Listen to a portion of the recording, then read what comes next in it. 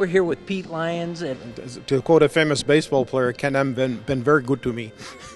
No, I loved the Can-Am. I covered most of the Can-Am races in the day, and it made my career because the English magazine Autosport was interested in what their guys were doing over here. And so I sold stories to them every race and sent pictures to them, and it became a career, really. Oh, well, isn't it wonderful to be able to make a career out of something that you would have been doing anyway? Absolutely. Sure beats working for a living. Yes. And my dad as well. Ozzie Lyons was my dad, and he got me into this. He did a lot of photography of racing in the 50s and 60s, and it was, when I got old enough to get interested in cars, he'd hand me a camera and send me out and say, go over there, and when the car goes by, move the camera with the car.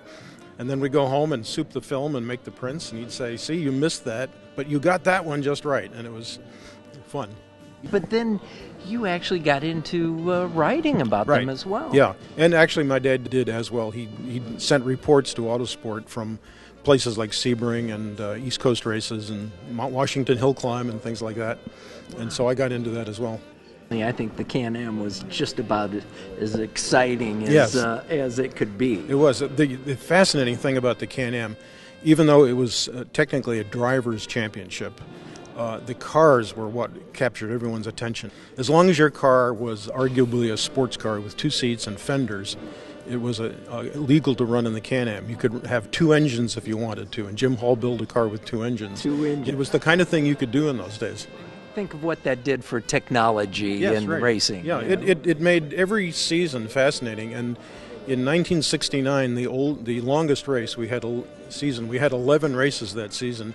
And I noticed halfway across the country, I was thinking, I don't know what I'm going to see at the next race.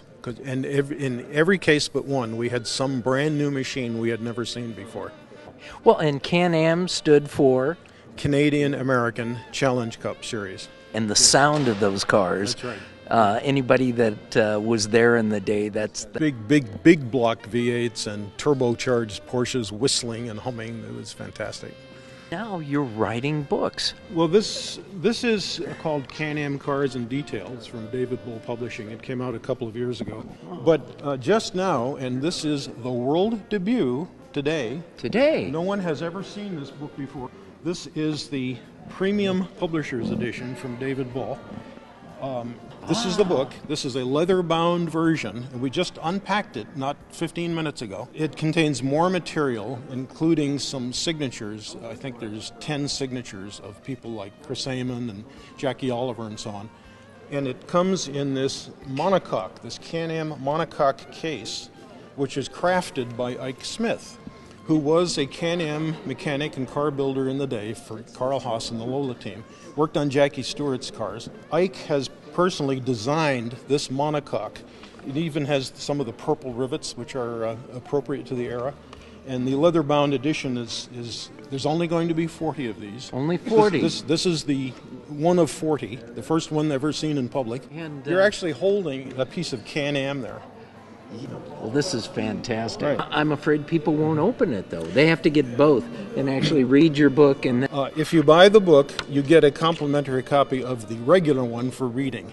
You don't actually ever have to open this, except to admire the magnificent shadow intake stacks on it.